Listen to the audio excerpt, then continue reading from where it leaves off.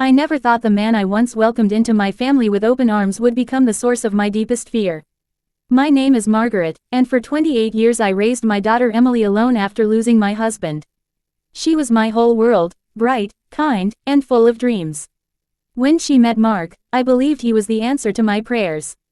Charming, ambitious, and seemingly devoted. I walked her down the aisle with tears in my eyes, thinking she would be safe and loved. But safety is an illusion when you trust the wrong person. It started small, little comments about how I was too involved in their life. Then came the financial control. Then the isolation. Emily slowly stopped calling me every day. Her smile faded during our Sunday lunches.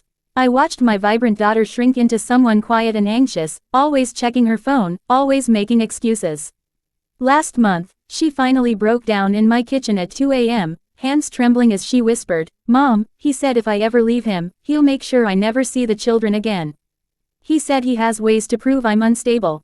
My heart shattered into 1,000 pieces that night. I held my daughter while she cried, feeling something inside me shift from sadness to a quiet, burning resolve. No one threatens my child and gets to walk away untouched. I spent days pretending everything was normal. I smiled at Mark during family dinners. I played the sweet, harmless mother-in-law. But behind the scenes, I was preparing. Then came the terrible afternoon. Emily called me in tears. Mark had found out she was secretly seeing a therapist. He lost control and told her he would destroy her life if she tried to take the kids. He even mentioned having recordings that could ruin her reputation. That was the moment I picked up my phone with shaking hands and sent one single text to a number I hadn't used in years. One message, 7 words, "Please help, he's threatening my daughter." I didn't expect anything to happen so quickly. But exactly 1 hour later, someone knocked at my back door. I froze when I heard the soft but firm knock. Not the front door, the back door, the one only family and very close friends use. My heart was pounding as I walked through the kitchen. When I opened it, I found someone I hadn't seen in nearly 15 years. Uncle Raymond, my late husband's older brother. A man who had built a quiet but powerful life far from our small town. Very few people knew what he was truly capable of when family was threatened. "Margaret," he said calmly, stepping inside. "Tell me everything." I told him all of it. The manipulation, the threats, the way Mark had slowly torn apart my daughter's confidence. The fear in Emily's eyes when she spoke about her children. Raymond listened without interrupting, his face hard. When I finished, he simply said, "This ends now. But we do it smart." The next few days were the hardest of my life. Mark grew bolder. He started showing up at my house unannounced, pretending to check on me while really making sure I wasn't helping Emily. He even had the nerve to sit at my table and say, "You know, Margaret, families should stay together. It would be a shame if anything complicated happened." I wanted to scream at him. But I remembered Raymond's words, "We do it smart." Meanwhile, Emily was breaking. She called me one night, whispering that Mark had taken her phone and deleted all our messages. She was terrified. I could hear my grandchildren crying in the background. That betrayal cut deeper than anything. Watching my daughter live in fear inside her own home destroyed me. I barely slept. I kept replaying every moment I had trusted Mark. Every holiday, every time I told Emily what a good man she had found.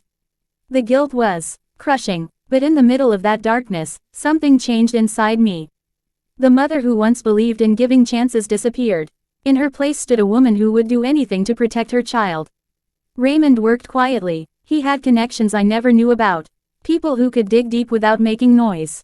Within days, we discovered things that made my stomach turn. Hidden accounts, emotional manipulation of the children, and worst of all, proof that Mark had been planning to file for full custody long before Emily even thought about leaving. Every new piece of information felt like another knife in my heart. I kept remembering the young man who once asked me for my daughter's hand. How fake it all was. How calculated. The final straw came when Mark sent Emily a message saying if she tried to leave, he would make sure everyone knew she was an unfit mother who came from a broken home. That was the moment I stopped feeling sorry for what was about to happen. 1 week after that backdoor knock, everything came to a head. Raymond arranged a meeting at a neutral location. Mark walked in confident, thinking he was going to intimidate us into backing down. But when he saw the folder on the table and the lawyer sitting beside me, his face changed. I looked him straight in the eyes and spoke for the first time without fear. "You threatened my daughter. You tried to break my family. Today, that ends. We laid everything out, not with anger, but with cold, undeniable proof. Financial records, witness statements, recordings of his threats that he didn't know existed. The look on his face when he realized we had been 3 steps ahead was something I will never forget. He tried to threaten us one last time, but Raymond simply said, "Choose your next words very carefully, son." Mark left that meeting a broken man. Within days, the divorce papers were served. The children stayed with Emily. And the truth about who he really was started spreading through our circles, not as gossip but as quiet justice. Emily moved back closer to me with the kids. I watch her healing every single day. She smiles again. She laughs with her children. The fear is slowly leaving her eyes. As for Mark, he lost everything he tried to control. I don't believe in celebrating anyone's downfall. But I do believe in protecting what's yours with everything you have. If there's one thing I've learned from this, it's this. Never underestimate a mother's love when her child is threatened. We may look soft, we may seem quiet, but when someone crosses that line and hurts our babies, a different strength wakes up inside us.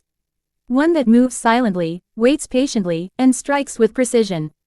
I'm at peace now. My daughter is safe. My grandchildren are safe. And that backdoor knock taught me that sometimes, the best revenge isn't loud or cruel, it's simply making sure the person who tried to destroy your family can never do it again.